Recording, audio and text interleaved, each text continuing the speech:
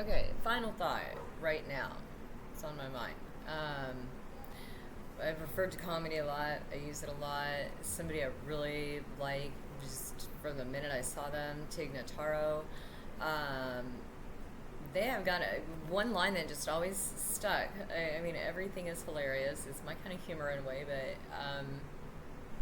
there's a moment where someone, in one of their bits, there's someone that said something um, kind of boneheaded, and Tig Notaro's response to this is, "It's okay to think that, even okay to say it inside your head." This is the problem that narcissists have. They don't realize, it seems like, that the rest of us are all having those self-indulgent thoughts too. We're just taking the time to regulate them before we put them out into somebody else's space. And none of us are doing that good a job. Um, I mean, I'm sure I do a crappy job most of the time, but I do try and pay attention, and I am that empath who can actually feel the way something hits somebody a lot, or even just feel the way it came out of my mouth and realize that, wait, that's probably didn't sound the way I meant it to.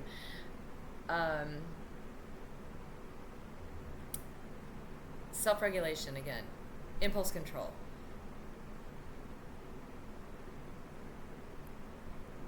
I don't know. I don't know, because still I can't even. I'm checking myself for signs of narcissism myself, so I don't know. How much this really. But I keep coming back to that thing that my dad was always reminding me, that, like, you have a choice. You have a choice in how you behave. You make a choice when you do a thing a certain way. And so then I do. I mean, I had to grapple with binge drinking. I had to grapple with a lot of behaviors that could be termed addictive, that could be termed destructive, all kinds of things. And at the end of the day, the way I wrangled them all into a healthy life is by recognizing that they were just matters of impulse control. They were just matters of me checking myself as much as I could before I act or speak. And as someone in trauma, there's a lot of confusion, because once you've been traumatized, especially by, like, early in life and repeatedly and long term, the more of you get it, yeah, you become unregulated like the abusers. You become emotionally all over the place. It becomes hard for you to manage your own emotions, and you have to do extra work to do that. And you don't always succeed, and you start to seem like the one that is the problem.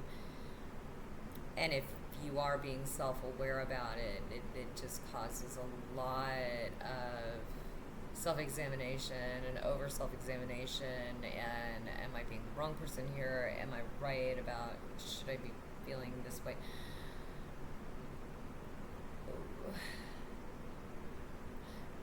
So again, I've been the one to self-indulge at somebody else's expense, and I've also been the one to take the accountability for it.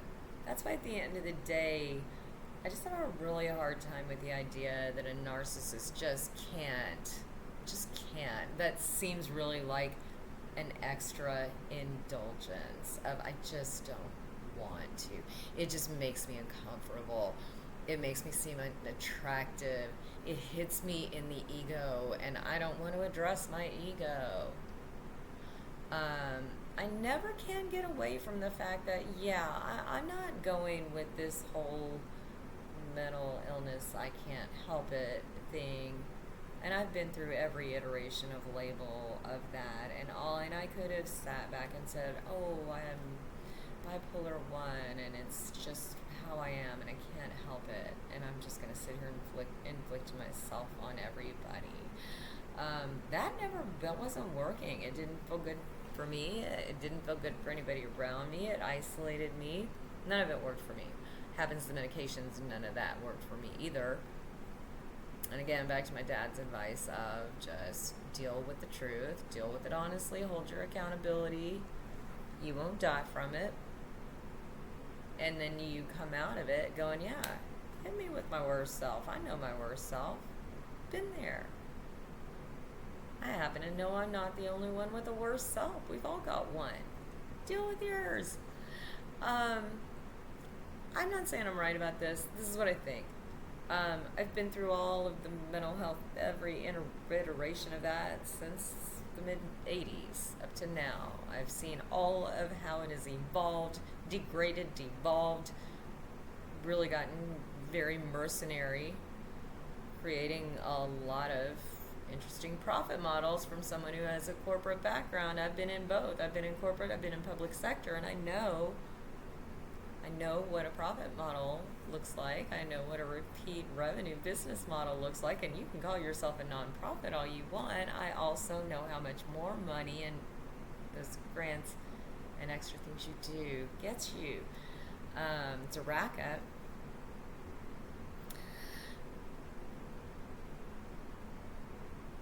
So, the question I always am asking is, who are you in the racket? What part are you playing in the game, and what part are you playing at really trying to be human about it? What part are you really trying to take the accountability for? What part are you just indulging your own impulses that you do not feel like checking on behalf of someone else? I'm gonna get it here. Anybody who wants to stay over here going, I'm just the way I am, and you just have to deal with it. You're not engaging, so I'm not sure what you're expecting out of that. As far as I'm concerned, this needs to be a conversation that keeps going. But we need to keep in mind that accountability is a real thing. Meeting each other somewhere where we both are getting some fairness, that's a real thing. I've moved all around that most narcissistic, we think of worlds that is corporate, where the rule of the day is in negotiation, nobody walks away completely happy. Everyone compromises. Everyone gives something. Everyone gets something. Which I found highly ironic, because when you then move into the help systems, the org systems that are funded by our government, and they get all kinds of that money from other people, that's where you find less negotiation and both parties walking away with less than they wanted, but something that they did want. That's where you get those systemic presses. And that's where I start comparing now our medical industries at large, and definitely our mental health system is now so just right there, looking just like our law enforcement systems, just as insular, just as arrogant, just as controlling, just as self-protecting,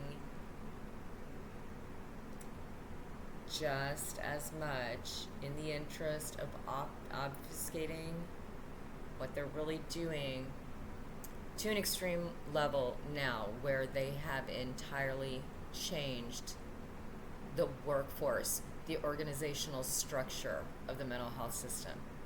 So that's where I'm going to start. My next one is I'm going to break down how mental health used to be addressed and the system we've got now, where you rack up in a very orderly fashion, and that's how you get to see so many extra people. That is all a repeat revenue system. So, and then again, that is some systemic narcissism, trying to control you into their narrative.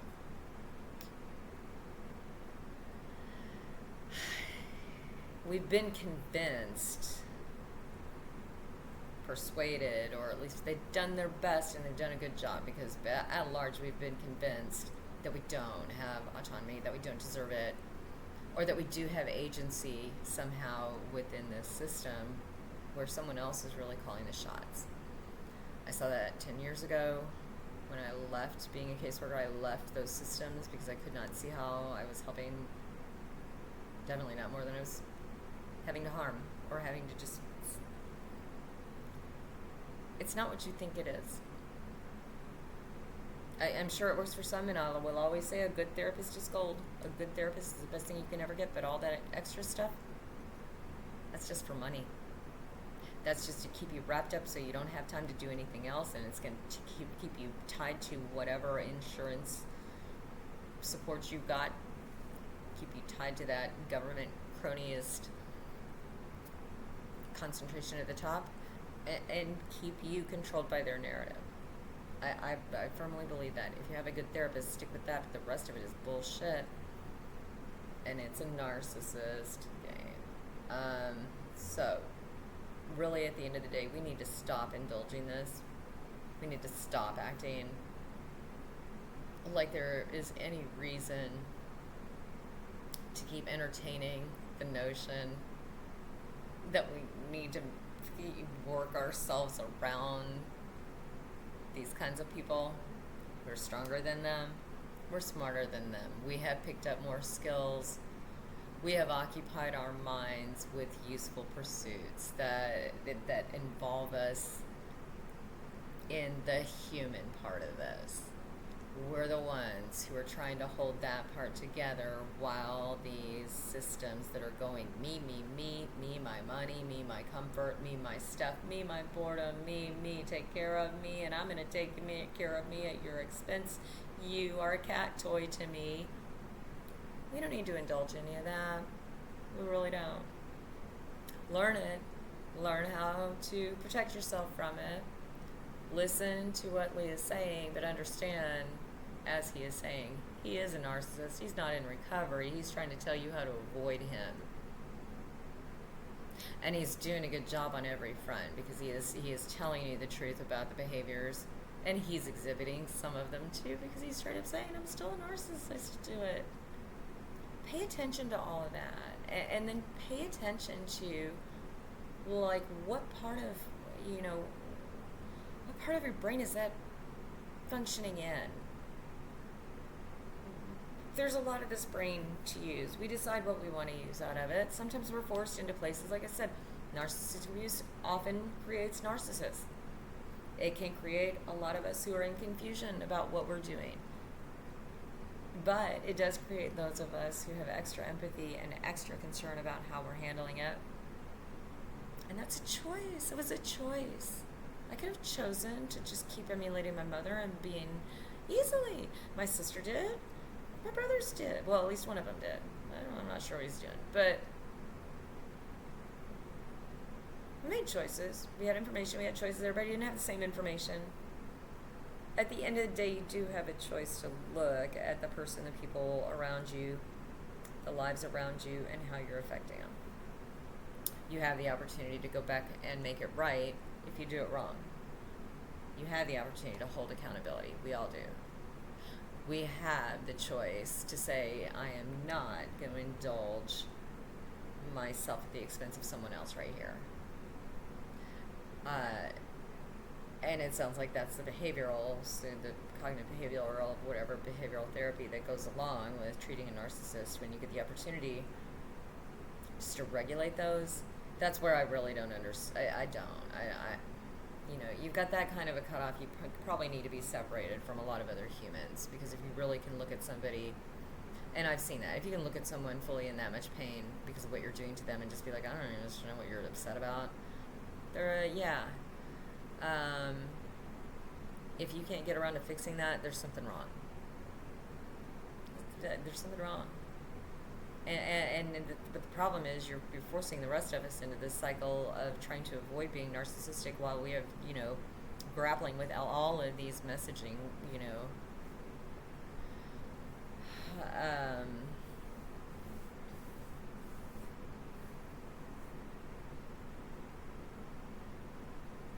gotta find a way to put this on a different course. It's eating people. I mean, I'm seeing it. It's eating teenagers. It's eating our young people. It's eating our younger generations alive, and we are not going to survive this. I know too many people right now who are looking at this the way I am and going, we are collapsing in real time. We're collapsing. Nobody's looking. It's affecting. People are panicking, and we're just laughing at them because they're panicking. Because it is kind of ridiculous, but it's happening to everyone. What you've got to realize is if it is happening to those spoiled idiots who really think they can go that loose and have coups and go around shooting people right out in the open, if you want to stop that, then get real about all of this shit and call it what it is, which is a huge, huge, huge, nasty ball of narcissism that we have just let run crazy. We have indulged it to this point. That's why I'm saying this. We should have stopped indulging this a long time ago. A bunch of people my age should have kept fighting and kept doing our activism and our volunteering. A lot of people stopped and started doing their lives. Yes, I did that for a minute, and then I got really jarred by the effect of that. That's just a bunch of insular, narcissistic thinking, a bunch of indulging egos, our own, instead of maybe taking a look at the legitimate and broken egos of people. Ego does serve a purpose, and it is to figure out our place in the social structure. Ego is a real thing. An exaggerated ego that thinks it needs more of that societal space, that's the problem. And they're not looking at the egos that are getting shoved out of the way and damaged for that. We should all be on equal footing. There's no reason why we shouldn't. Some of us are making a decision to try and keep us on equal footing, and some people are just going, oh, indulge me, because I'm just like this. I'm indulging me, whether you do or not. Yeah, so that's just to decide what you want to do with that. We make choices. We have choices. We can make actions, whether it's to respond or to just take an action. We have choices. Multiple times a day. Peace, loves. Good night.